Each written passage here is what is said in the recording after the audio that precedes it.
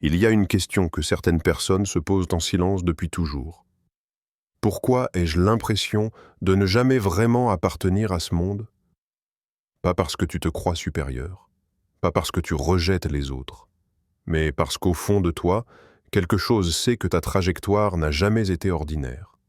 Tu as essayé de t'adapter, de rentrer dans les cases, de suivre le rythme général. Et pourtant, une distance invisible est toujours restée là, comme si ta vie avançait sur une fréquence différente.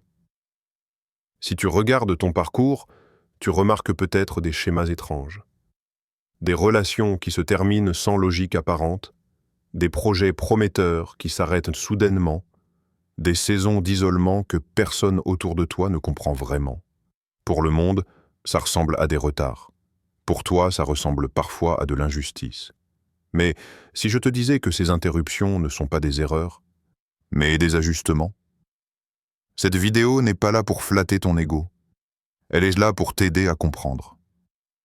Comprendre pourquoi tu ressens plus fort, pourquoi tu luttes plus intensément, pourquoi ta conscience semble plus profonde que la moyenne. Peut-être que ce que tu as toujours pris pour un défaut est en réalité un signe. Peut-être que ce sentiment d'être à part n'est pas une malédiction, mais une indication. Aujourd'hui, on va décortiquer les indices invisibles qui montrent qu'une vie peut porter une mission unique, non reproductible, façonnée par l'épreuve, la sensibilité et le silence. Pas avec des phrases toutes faites, pas avec des promesses creuses, mais avec une lecture lucide, profonde et surtout libératrice de ce que tu vis réellement. Avant d'aller plus loin, prends une seconde. Si ces mots résonnent déjà en toi, soutiens ce message en mettant un like, abonne-toi pour ne rien manquer des prochaines vidéos et surtout, écris en commentaire. Je me suis toujours senti différent, sans savoir pourquoi. Tu verras, tu n'es pas seul. Maintenant, entrons dans le cœur du sujet. 1.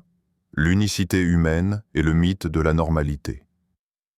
Depuis toujours, on nous apprend à nous fondre dans le moule, à ressembler, à suivre, à entrer dans des cadres déjà tracés. La société valorise ce qui est prévisible, mesurable, reproductible. Être normal est présenté comme un idéal rassurant, une preuve d'équilibre.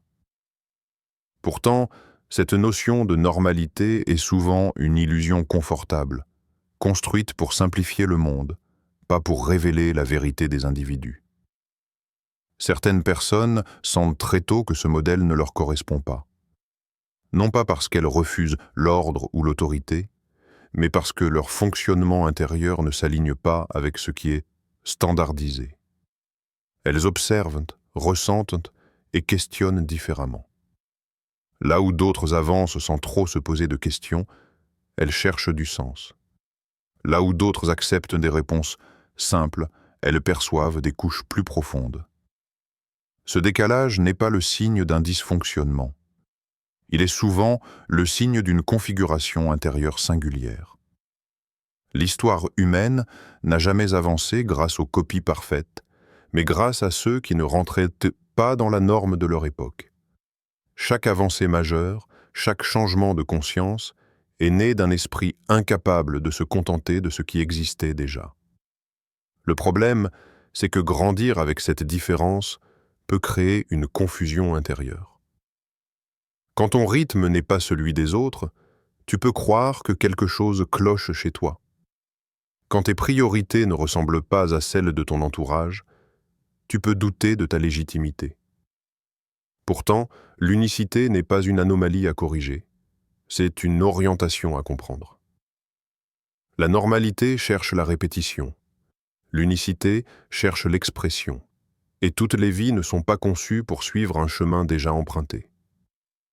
Certaines sont appelées à en ouvrir un nouveau, même si cela implique l'inconfort, l'incompréhension et parfois la solitude. Reconnaître cela, ce n'est pas se placer au-dessus des autres.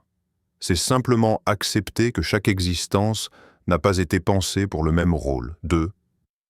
Pourquoi certains se sentent à part depuis toujours? Il existe des personnes qui, dès l'enfance, ressentent une forme de décalage difficile à expliquer. Elles peuvent être entourées, aimées, intégrées en apparence, mais intérieurement, quelque chose reste en retrait. Ce n'est pas un rejet conscient du monde, ni une incapacité à créer des liens. C'est plutôt la sensation persistante de ne jamais être totalement synchronisée avec ce qui se passe autour d'elles. Très tôt, ces personnes remarquent qu'elles n'interprètent pas la réalité comme les autres. Elles ressentent plus intensément, réfléchissent plus profondément et perçoivent des nuances que leur entourage ne remarque pas. Là où certains vivent dans l'instant sans questionner, elles observent, analysent et ressentent le poids invisible des choses. Cette profondeur intérieure peut les rendre silencieuses, parfois incomprises, souvent mal étiquetées. À l'adolescence puis à l'âge adulte, ce sentiment s'accentue. Les codes sociaux paraissent artificiels. Les conversations superficielles fatiguent. Les objectifs communs, comme la reconnaissance ou la réussite rapide, ne procurent pas le même élan. Alors, une question revient sans cesse. Pourquoi je ne fonctionne pas comme les autres? Cette interrogation peut devenir une source de doute, voire de culpabilité. Beaucoup essaient alors de se forcer à s'adapter. Ils imitent, ajustent leur comportement, minimisent leur sensibilité. Ils apprennent à jouer un rôle pour éviter d'être perçus comme étranges ou déconnectés. Mais plus ils essaient de se fondre dans le décor, plus un malaise intérieur grandit. Car ce qui est renié à l'intérieur finit toujours par réclamer de l'attention. Ce sentiment d'être à part n'est pas une faiblesse psychologique. Il indique souvent une orientation intérieure différente, un rapport au monde basé sur le sens plutôt que sur l'apparence, sur la profondeur plutôt que sur la vitesse. Certaines consciences ne sont pas faites pour suivre le flux général. Elles sont structurées pour questionner, ressentir et transformer. Et tant que cette différence n'est pas comprise, elle peut ressembler à un fardeau. Mais une fois reconnue, elle devient une clé essentielle pour comprendre son propre chemin. 3. Isolement, retard et chemin qui se brisent sans raison. Pour certaines personnes, la vie ne suit jamais une ligne droite. Même lorsque tout semble enfin se stabiliser, quelque chose intervient et vient bouleverser l'équilibre. Une relation prometteuse s'arrête brutalement. Un projet solide s'effondre sans explication claire. Une opportunité longtemps espérée disparaît au moment précis où elle semblait acquise. De l'extérieur, ces événements ressemblent à de la malchance ou à un manque de constance. De l'intérieur, ils créent surtout de l'incompréhension. Ce schéma répétitif peut être profondément épuisant. À force de voir des portes se fermer, on commence à douter de soi. On se demande si l'on fait les mauvais choix, si l'on n'est pas trop exigeant, trop lent, ou tout simplement pas à la hauteur. Pourtant, il existe une différence fondamentale entre l'échec causé par l'impréparation et l'interruption imposée par une trajectoire plus précise. L'isolement qui accompagne ces périodes est souvent l'aspect le plus difficile à vivre. Quand les autres avancent, construisent, s'installent, certains se retrouvent mis à l'écart, comme en attente permanente. Cette solitude n'est pas toujours visible, mais elle est lourde intérieurement. Elle oblige à se confronter à soi-même, à ses peurs, à ses questions existentielles, sans distraction possible. Ce que beaucoup interprètent comme des retards sont parfois des ajustements nécessaires. Toutes les vies ne peuvent pas se permettre l'approximation. Certaines trajectoires demandent une préparation plus longue, plus minutieuse, car une erreur d'orientation aurait des conséquences profondes. Là où d'autres peuvent expérimenter librement, certains sont constamment ramenés à l'alignement, même contre leur volonté. Ces ruptures successives forcent une forme de dépouillement. Elles retirent les attachements superficiels, les identités construites pour plaire, les chemins choisis par défaut. Ce processus peut être douloureux, car il enlève avant d'expliquer. Mais il affine progressivement la conscience, la lucidité et la solidité intérieure. Ce n'est qu'avec le recul que l'on comprend que ces chemins brisés n'étaient pas des impasses, mais des protections. Ils empêchaient l'installation dans des vies trop étroites, des environnements incompatibles ou des rôles qui auraient étouffé ce qui devait mûrir plus profondément. Ce temps d'attente, aussi frustrant soit-il, n'est pas vide. Il prépare une direction qui ne peut être empruntée qu'avec une clarté et une stabilité que seul ce type de parcours peut produire. 4. L'intensité des épreuves et la sensibilité profonde. Il existe une catégorie de personnes pour qui les expériences de vie semblent toujours plus intenses. Les émotions sont plus vives, les épreuves plus lourdes, les périodes de remise en question plus profondes. Là où certains traversent les difficultés avec une relative légèreté, d'autres ressentent chaque secousse comme si elle touchait le cœur même de leur identité. Cette intensité n'est pas un hasard, ni une fragilité cachée. Elle révèle une sensibilité particulière, souvent mal comprise. Cette sensibilité agit comme un amplificateur intérieur. Elle capte ce que d'autres ignorent, ressent ce qui n'est pas exprimé, perçoit les tensions avant qu'elles ne deviennent visibles. Elle permet une compréhension fine des situations humaines, mais elle expose aussi à une fatigue émotionnelle plus fréquente. Porter autant de perceptions dans un monde qui va vite peut donner l'impression d'être constamment en surcharge. Les épreuves qui accompagnent ce type de sensibilité sont rarement superficielles. Elles touchent aux fondations, identité, valeurs personnelles, sens de l'existence. Ce sont des combats silencieux, souvent invisibles pour l'entourage. Beaucoup apprennent très tôt à cacher leur lutte, à fonctionner malgré le poids intérieur, à sourire tout en se reconstruisant en profondeur. Cette capacité à tenir n'est pas de l'indifférence, mais une forme de résistance développée par nécessité. L'intensité des attaques extérieures, qu'elles soient relationnelles, professionnelles ou émotionnelles, peut également surprendre. Certaines personnes attirent malgré elles des réactions fortes, des projections, parfois même des conflits. Ce n'est pas toujours lié à ce qu'elles font, mais à ce qu'elles représentent. Une présence authentique, consciente et sensible agit souvent comme un révélateur, mettant en lumière ce que d'autres préfèrent ignorer. Avec le temps, ces épreuves transforment.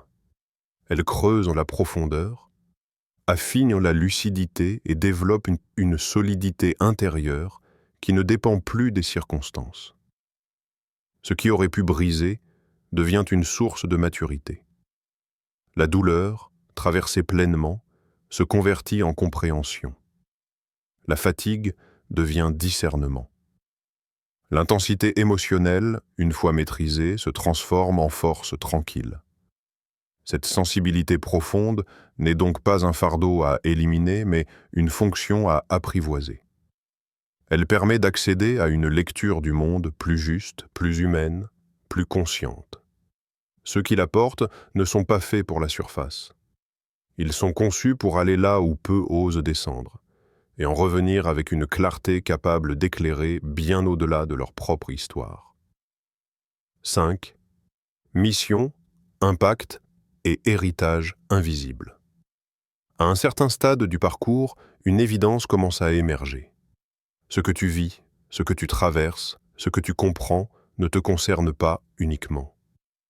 Il y a, derrière ton chemin personnel, une portée plus large, souvent invisible sur le moment. Certaines trajectoires ne sont pas centrées sur la réussite individuelle, mais sur l'influence silencieuse qu'elles exercent autour d'elles, parfois sans même le vouloir. Cette forme d'impact ne cherche pas l'exposition. Elle ne repose ni sur le statut, ni sur la reconnaissance publique. Elle agit dans la profondeur. Une parole dite au bon moment, une présence stable dans une période de chaos, une manière différente d'écouter ou de comprendre peut transformer durablement une autre vie. Ceux qui portent ce type de mission ne mesurent pas toujours l'effet réel de ce qu'ils dégagent. Souvent, Cette responsabilité se manifeste par un sentiment étrange, celui de devoir être cohérent, aligné, attentif à ses choix, même lorsque personne ne regarde. Il y a comme une conscience accrue du poids de ses décisions. Non pas par peur, mais par lucidité. Chaque désalignement se ressent plus fort, chaque compromis sonne faux. Ce niveau d'exigence intérieure n'est pas une pression extérieure, c'est une fidélité à quelque chose de plus grand que soi. L'héritage laissé par ce type de parcours ne se limite pas à ce qui est visible ou mesurable. Il se transmet à travers des traces laissées dans les autres, une façon différente de penser, un courage réveillé, une profondeur redécouverte. Parfois, ce sont des chemins ouverts que d'autres emprunteront plus tard, sans même connaître l'origine de cette impulsion. Cette mission demande souvent patience et humilité. Les résultats ne sont pas immédiats. Ils se déploient dans le temps, parfois bien après certaines décisions ou certaines épreuves. C'est pourquoi ceux qui vivent ce type de chemin doivent apprendre à avancer sans validation constante, en faisant confiance à une vision intérieure plutôt qu'aux réactions extérieures. Comprendre cela permet de relâcher une partie de la frustration. Tout n'a pas besoin d'être vu pour être réel. Tout n'a pas besoin d'être applaudi pour être utile. Certaines vies sont conçues pour agir comme des fondations, discrètes, profondes, essentielles. Et même si leur œuvre n'est pas toujours reconnue, elles continuent d'agir longtemps après que le silence se soit installé. Arrivé ici, une chose devient claire. Ton parcours n'a jamais été aléatoire. Chaque décalage, chaque pause forcée, chaque période de silence portait un sens que tu ne pouvais pas toujours voir sur le moment. Ce n'était pas une punition, ni un oubli. C'était une construction lente, précise, orientée vers quelque chose de plus juste que simplement réussir. Comprendre cela change la posture intérieure. Tu n'as plus besoin de courir après ce qui ne te ressemble pas, ni de forcer des portes qui résistent. Tu peux avancer avec plus de discernement, en respectant ton rythme, ta profondeur et ta sensibilité. Ce qui te rend différent n'est pas un poids à porter seul, c'est une direction à assumer pleinement. Il ne s'agit pas de se placer au-dessus des autres, mais d'accepter que toutes les vies n'ont pas la même fonction. Certaines sont appelées à stabiliser, d'autres à initier, d'autres encore à transformer silencieusement. La tienne a sa place, même si elle n'entre pas dans les schémas visibles ou les modèles attendus. Si cette vidéo a mis des mots sur ce que tu ressens depuis longtemps, prends un instant pour l'ancrer. Partage ton ressenti en commentaire, soutiens ce contenu s'il t'a aidé à y voir plus clair, et reste attentif à ce qui résonne profondément en toi. La compréhension est ce qui est souvent le premier pas vers un alignement plus juste. Et parfois, c'est tout ce dont on a besoin pour continuer à avancer avec Pate.